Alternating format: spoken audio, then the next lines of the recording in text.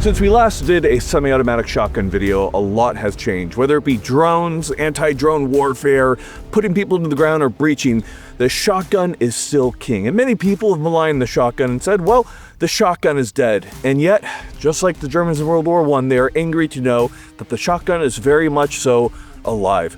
Now, today we're going to be talking about a brand new shotgun from Beretta. This is the 1301 Mod 2. So, obviously, we've talked ad nauseum about the Mod 1 and the A300. This is the newest shotgun from them, and it has a lot of features that I think are going to be very interesting to talk about. So hopefully you will stay tuned as we talk about the Beretta 1301 Mod 2. Now, before we get into that, we of course have to thank the big sponsor of the channel, who's Primary Arms. If you're looking for optics or whatever, they are amazing. We cannot thank them enough for sponsoring the channel, and it is Reese's Pieces June. Right, Sawyer?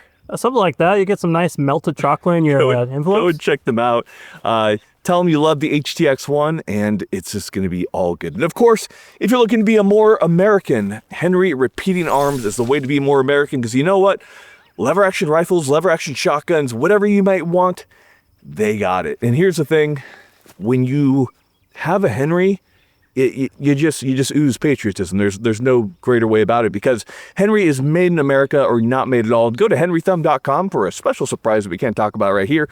Of course, if you want to get better at shooting, we have Mantis, turns your weapon into a dry fire machine, and dry fire makes you a better shooter. Go and check them out. Finally, all ammunition is sponsored for by AAC.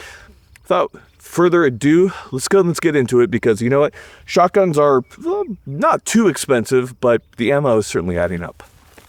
Now, the Beretta 1301 Mod 2 is a semi-automatic gas-operated weapon. It uses the B-Link system. Now, the first question that many people are going to have is, when they think shotgun, they think reliability. When they think reliability, they think of a pump action. They say to themselves, can this really be as reliable? The answer is yes. The B-Link system is a massively overgas system that is also self-regulating. Has a giant old piston, huge gas ports tapped into the barrel. When the gas comes in, once it has enough force to push that piston back to operate the bolt right here, what happens is it then has multiple ports to bleed off any excess gas, and that way it's able to self-regulate, make sure that there's enough pressure to cycle any type of round, and continue to work in dirty conditions. Now, the best way to test that is we're going to take a bunch of different rounds right here, and we're going to see if we can cycle them all. We'll start with some Sterling Turkish crap, that is buckshot. We'll throw in some birdshot right here, throw in buckshot, throw in some competition loads right here. So we have a mix of low brass and high brass. Now, a lot of legacy shotguns, this would absolutely choke them up. So we'll see how this ends up doing with all these different rounds. All right, you ready? Yep. Absolutely no problem. So that was the first thing we want to talk about, is that the 1301 Mod 2 is a very reliable weapon. It works with a variety of different ammunition types, which is what you want, because what makes a shotgun so cool in many ways, and why it is such a mainstay, is its ability to run many different types of ammo, whether it be buckshot, slugs, or birdshot to take out drones. This can cycle anything you could possibly throw at it.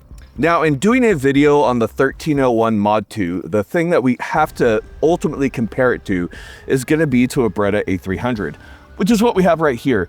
This is considered their more budget tactical shotgun, uses a not as complex but still very reliable operating system, and in many ways has some parts that aren't quite as combat ready as the 1301.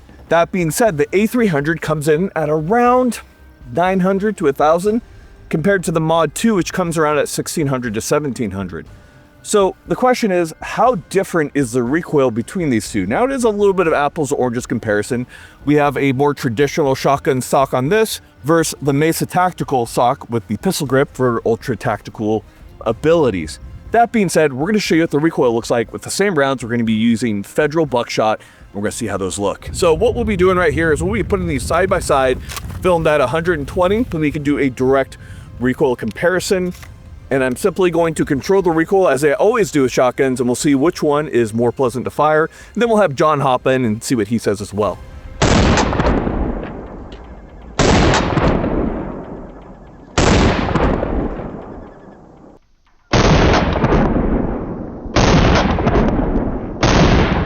Not bad. Very light recoil. Yeah, very light. It should be noted how light the recoil is on the 1301. And in the videos of me shooting at the beginning, you can see how quickly it cycles. This is often a thing that people bring up when they're talking about the 1301 is how quick the B-Link system is, because it does offer significantly faster cycling time compared to other traditional shotgun designs, whether it be the Argo gas system on the M4, the Benelli M4, or whether it be the more traditional design of the A300 right here. But with that being said, let's go ahead, let's test out the recoil on the A300, same shotgun round, and see how the recoils compare.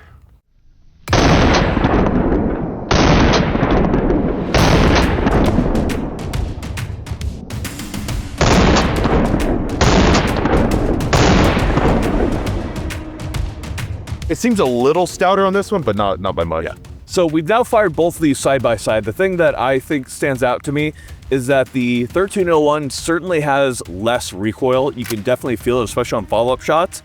But the A300 is no slouch. And when it comes to a nearly $700 to $600 difference between these two, the A300 really does still stand the test of time, and it is still a very good, well-functioning shotgun. I will say the barrel is cold hammer forged in the 1301.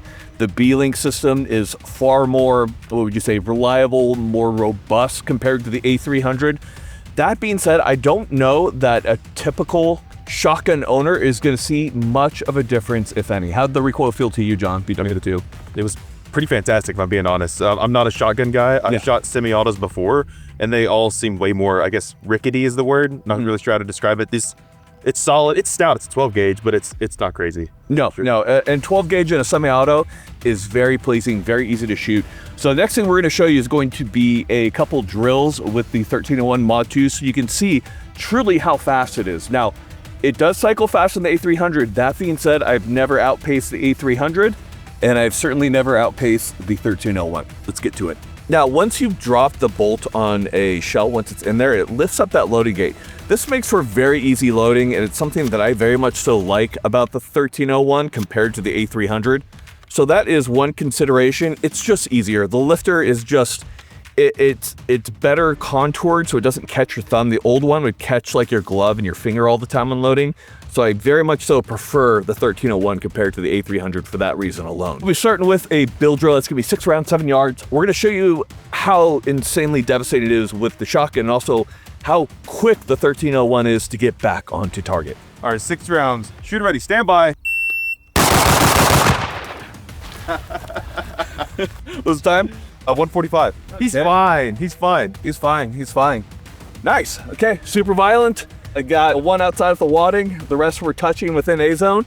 Not bad. I will say that this illustrates pretty well how those of you that run shotguns for home defense, it's like the whole the Hollywood bullshit of like it's just a massive spread. You have to aim Oh it no, in one not at direction. all. I think it's roughly an inch of spread per yard, I think is the rough metric. It depends on the round that you're using. With this Federal, it's fairly tight, and we'll show you guys further shots with buckshot, but you'll see how quick, like you can't even see the individual pellets at this distance. Shotguns are quite precise at close distance. They would call me the shotgun surgeon, John. Did you know that? Shotgun surgeon. Yeah, That's a Fallout perk. it is. I'm glad you knew that. New Vegas, baby. Savant. Nice, 170. Beautiful, beautiful, beautiful. To be clear, that's 6 rounds of double aught buck in your torso in under 2 seconds. We would call that total death. Wouldn't you call it total death, John? Something. You'd call it something. Shotguns are deadly. Shotguns are super quick to get back on the target. Shotguns for me are still a wonderful home defense route depending on your setup. They are just very violent. They will, they will rip off chunks. Next one is going to be a failure stop drill. It's going to be 2 to the chest, 1 to the head. Go ahead and try that out. Ready? Yes, sir. Looks like we got it in the neck, but you know what? I would say dead. Now here's a great thing too. You can see on the side right here that we have a side saddle, but these are elastic and they hold the rounds. So what's great is that these fit in the typical M4 mag carrier. So once you are done with one, you can peel it off, take your next one, stick it on, and you're ready. So this for me is a very efficient method for loading your gun, and then you can just get right back into the fight and load while keeping your eyes up. This is something that the great and late Paul Harrell talked about a lot, which is when you're loading in a combat situation, keeping that situational awareness up. It can be a little bit difficult with a shotgun, but practice on keeping those eyes forward.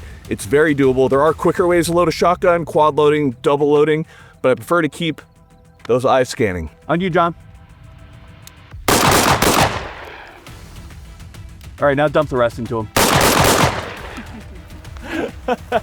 So we've done a lot of close shotgun work. We're gonna show you a little bit of far shotgun work to show you just how good they are. Now there is a war going on that you might not even notice. It's not about weapons or uniforms or boots marching everywhere. It's about so much more. It's about control of your time, of your resources, of your future, and that's debt. Unfortunately, in today's society, debt is encouraged and it can absolutely ruin you. We're talking credit cards, personal loans, medical bills. All these things can stack up and negatively affect your life to the point where it's really hard to care for yourself or even your family. And sometimes, guys, it can feel like there's no way out. And that's where PDS Debt comes in. Now, this video is sponsored by them, and let's talk about what makes them so good. They're not just some cookie cutter solution. They're going to individually understand your situation and give you avenues to get yourself out of that debt so you can finally get on with your life and not be tied down. Now, they've helped hundreds of thousands of people already. This isn't some fake company. They have an A+ rating with the Better Business Bureau. They have thousands of 5-star reviews on Google and Trustpilot because they've earned it. So if you're dealing with credit card debt, personal loans, medical bills, whatever it may be, you are 30 seconds away from a solution. Go to pdsdebt.com/GT. That is, again, pdsdebt.com/GT. They'll get you a free assessment, 30 seconds of your time, and you can find a solution. Big thank you to PDS Debt. Let's go ahead and let's get back to shotguns. Now, we're at 100 yards away from our steel target right here. Now, when it comes to buckshot or slugs, a lot of it comes down to not the choke, but the round and the way that it's built. In the terms of buckshot, we're using Federal flight control. Now, there are a couple different buckshot rounds that use something very similar, but essentially it's a wadding that helps the buckshot stay together for a longer period of time. Now, chokes often don't work that well in buckshot because they can squeeze them a little too much, deform the pellets, and you don't get that good of accuracy. Generally, if you want good accuracy with buckshot, get a round that is designed to do longer shots. But you'll see it's very, very doable. So as you see there, we got hits consecutively, whether one or two. It will spread out a little bit and you are more of a man-sized target, but this is what's fun about shotguns. You get to see what the capability of your shotgun is at the distances that you're going to be typically engaging. At 100, I'm about a man-sized target. For me, that's perfect. That's wonderful. That's precisely what I want. Jonathan, you ready? That's not his name, by the way. His name's not Jonathan. I know, but I like to call you that because I think it's funny. There's like 3 rounds left in here. Wait, the steel over there? Yep. You aiming like slightly high? Nope, just dead on. You'll hit it with a spread pattern. It's actually pretty cool. It's cool. It's just fun. A lot of people think of a shotgun that's very close range. How hard was that to make shots? Not that bad. Honestly, like Tarkov kind of got it right with their shotguns, like head eyes. I guess Tarkov is real. You're actually playing a real person. You inhabit his body, and when he dies, a person dies. Total Slav death. Okay, we'll show you slugs. Next up, we have sabos, which are just a type of slug. So the slug, you have a solid piece of lead. Now, there's 2 ways to do slugs. You can have a slug shotgun, which is a rifled barrel and smoothbore slugs. Or in the case of what most combat shotguns do, they have a smooth bore, and then you use a rifled slug, which is the lead itself, the projectile itself, or the plastic sabo is rifled. So let's go ahead and see how these do at distance. We'll go ahead and shoot a little.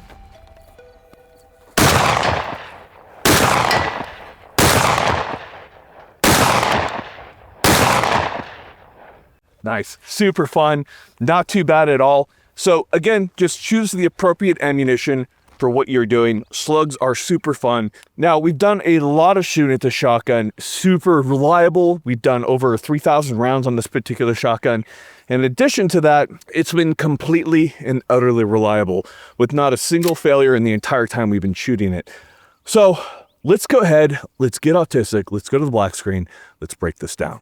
We are now off the range. We are in the gun room and we're going to do our full breakdown. So once again, the thing I want to bring to everybody's attention is that shotguns are here to stay.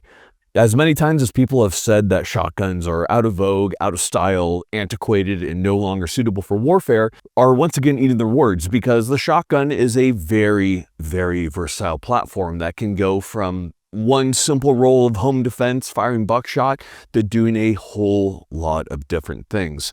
So the shotgun is here to stay, and especially the combat shotgun, once again rears its ugly head.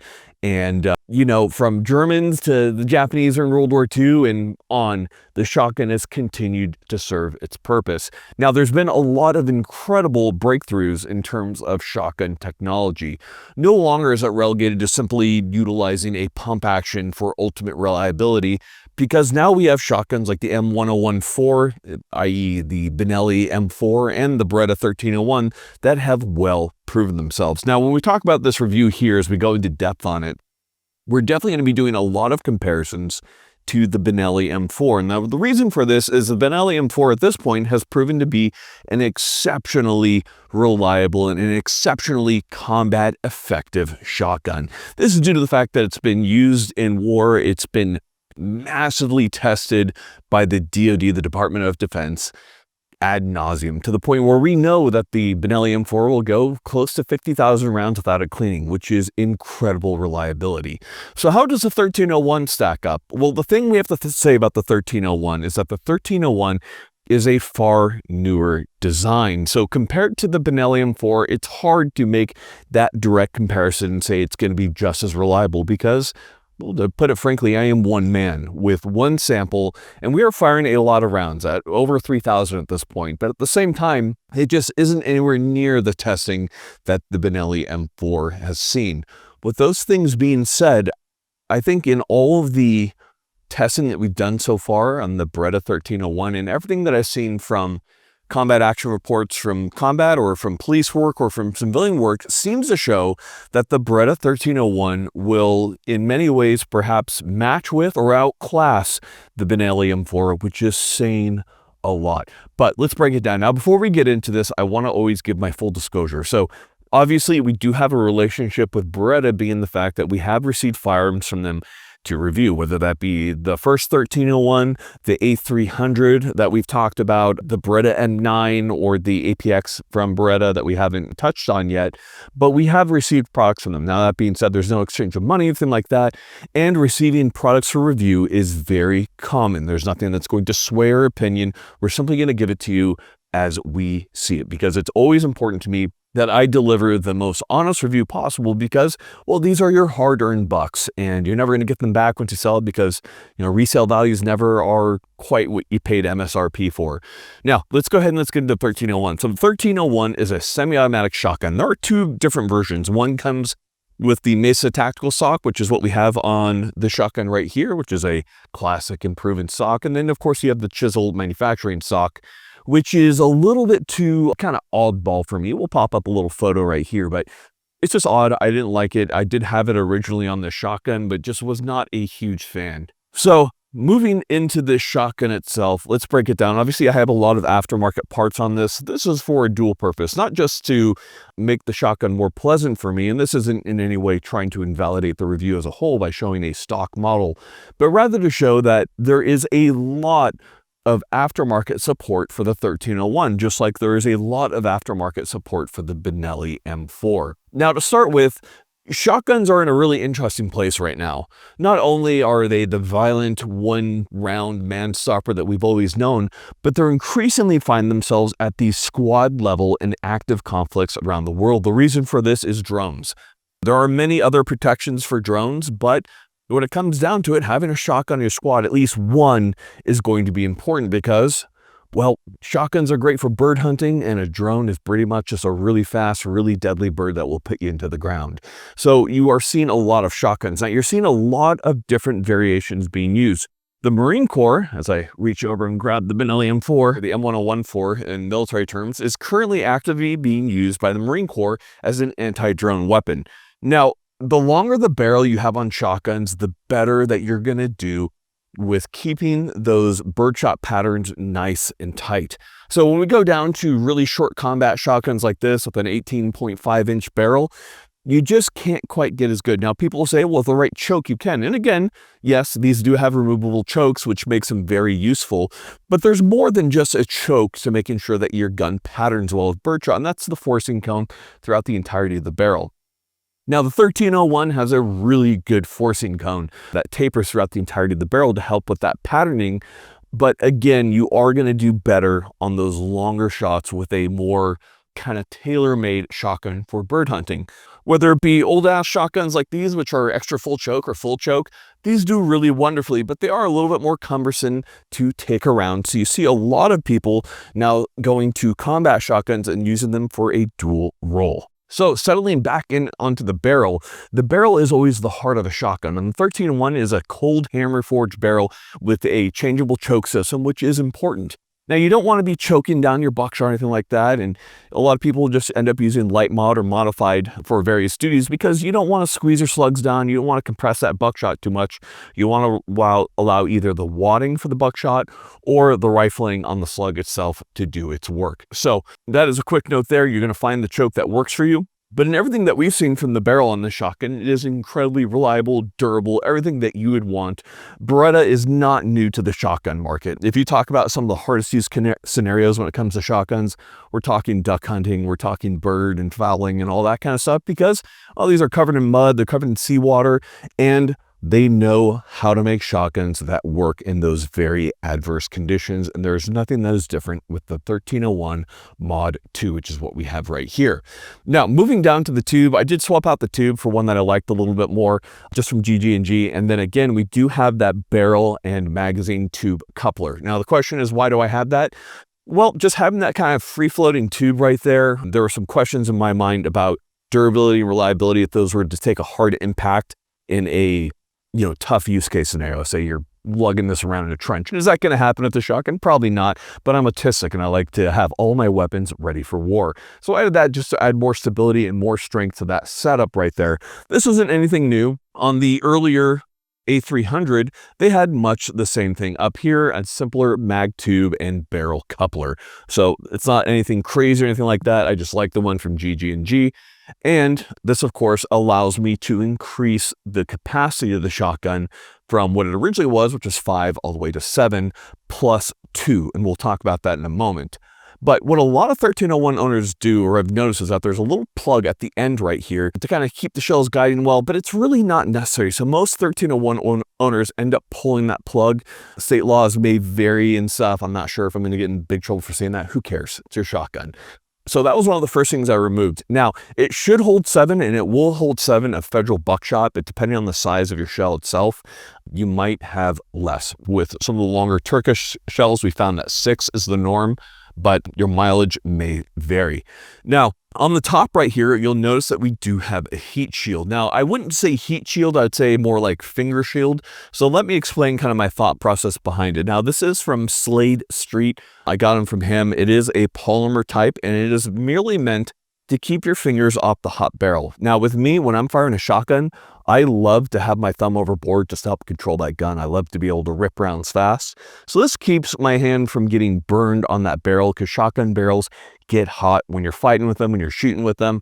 So that merely helps. Now, there are a couple issues with this particular one, and this isn't meant to be a mini review of this, but I do find that it slips a little bit. So I added some shims and then tightened down the screws quite a bit, and that helped with it. But it's not a perfect product. He is making, different ones are going to be metal and stuff that will serve different purposes. But I do like where he's going with it. And beyond that, it also looks cool as fuck. So that is, of course, something that's very important. Now, one of the biggest upgrades on the 1301 that we see directly from the A300 lineage is that the A300 had a really good stock that a lot of people liked compared to what the original 1301 had. So what they did with the Mod 2 is they simply took that A300 stock and they added it to it. So we have really good checkering on the bottom right here to give you a grip in various conditions. And we have M-LOK at the 3 o'clock, 6 o'clock, and 9 o'clock. And right here we have a Surefire Scout light. And then we have it wrapped around, and I simply have a mod button that has been taped with goon tape or hockey tape onto the side right here to keep that pressure pad at a point that I'm not going to depress it when I'm firing, but if I need to, I simply reach my thumb down and boop, boop, you're going to die. So that works really well for our shotgun setup. On the side right here, we have a BCM basic M-LOK QD mount for a sling. Moving down from here, this is where we get into some of the really cool portions of the 1301 and what makes it such a good shotgun. Now, these do come in at around $1,600 to $1,700 MSRP, and that's in stark contrast to the A300, which is not quite half the price, but it's about $900 to $1,000. So the question then seen from a lot of people is the 1301 worth it, or the A300, which is also a very proven, albeit cheaper parts and cheaper designs? Well, the 1301 has really good parts from the cold hammer forged barrel to the B-Link system that really do endear itself and make it a better shotgun. The materials, the QC, everything that goes into this shotgun is more than just paying for a pedigree, although you are paying for that, but it is a very well-made, very carefully monitored production process. It makes this for a very good, very reliable, and consistent combat shotgun. Now, on the bottom right here, the first thing we want to talk about is going to be the gas system. The V-Link system is both quick cycling, self-regulating, and incredibly robust. This is a system that is self-cleaning, but from everything we've seen, much like the Argo system, which is a dual kind of rotted piston setup on the Benelli M4, this is a single piston setup, but the piston is huge, has those gas ports to vent once it's pushed that bolt back to get it to cycle, which means that just like we showed in the video, it can cycle anything and with fairly low recoil. Despite the fact that it does cycle quite quickly compared to the Benelli M4 or the A300, you really don't feel that insane cycling speed. Rather, you simply feel that bolt riding forward and pushing you back down to target. So moving into the system right here. So one of the first things I like about it is once you've loaded this gun, the lifter right here lifts out of the way. So it's very easy to load. Now you compare that to something like the 1301. So we'll go ahead and drop that bolt. And that loading gate stays down, which just adds a little bit more resistance when you're loading. I really like the way that the lifter lifts out of the way once that bolt is forward on that first round to ensure that it's just easier to push those rounds into place. Now, here's what the really cool thing about the 1301 is we'll go ahead, is once we have a round loaded and you have the tube full and you're shooting and you have more rounds in the tube and suddenly you know somebody who's far away or you need to use a different round or you see a drone and you need to switch from your buckshot to another round or what have you. By simply cycling the weapon, you're actually not feeding the next round from the tube. What happens is when you cycle it, it simply shucks out that next round, doesn't feed from the tube, and leaves the chamber empty. And that way you can on the fly pull that bolt back, put in a round of whatever you need and load it. That way you can switch on the fly rather than having to empty out the tube or do anything weird. That to me makes for a very versatile weapon, and it's something that I really love about the 1301. So big kudos to them on doing that. Now, if you do need to cycle that next round in, you need to do something, you can simply hit this lift release right here, and that will allow that next round from that magazine tube to go in, or of course you can pull the trigger and then that next one would then, if the tube were empty, would feed in. So it is not complex. It's just probably a little bit different from the stuff that you're typically used to. Shotguns just require a little bit more kind of know-how going into them. But that know-how leads to a very powerful weapon in many ways due to the many roles that it can fill, not to mention breaching drone, not to mention breaching, hunting birds or drones or what have you. Now, I talked earlier about this holding more rounds, so we're going to go ahead and talk about that right now. It's something called ghost loading. So what ghost loading is you can hold 7 in the tube plus 1 in the chamber for a total of 8 rounds. However, you can also place a round on the lifter and you have 2. So you have 1 in the chamber, 1 in the lifter, and then 7 in the tube for a total of for a total of 9 rounds. So how that's going to look is we're going to go ahead and get this weapon cycling. We have the tube fully open. So what we can do right here is we can feed in the first round into the chamber right there. And then with that second round, we can push it onto the lifter right here.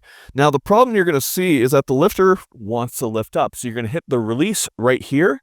And that's going to allow that lifter to lower enough to where you can ride that bolt over it. So you have your round that's in the chamber right now. You have a round on the lifter, and then you'd have your 7 in the tube. That is ghost loading. That is something that you can do on many different shotguns. It's a little bit different on the 1301 due to the fact that that lifter wants to be up. But pretty simple once you get the hang of it. A little frustrating at first. Promise you'll get it. From there, once you fired your last round, nothing in the tube, nothing in the magazine, of course, you go to bolt lock.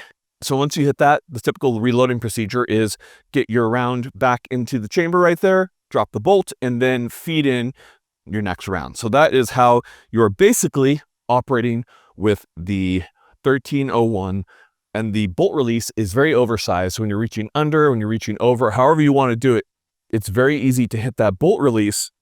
Once you get that round in, to get it loaded up. Now, from there, we come to a very important portion, which is, of course, going to be the safety and the trigger. So your safety is your basic shotgun safety. It is a push safety, one direction or the other. Red for fire, black for safe. Funny.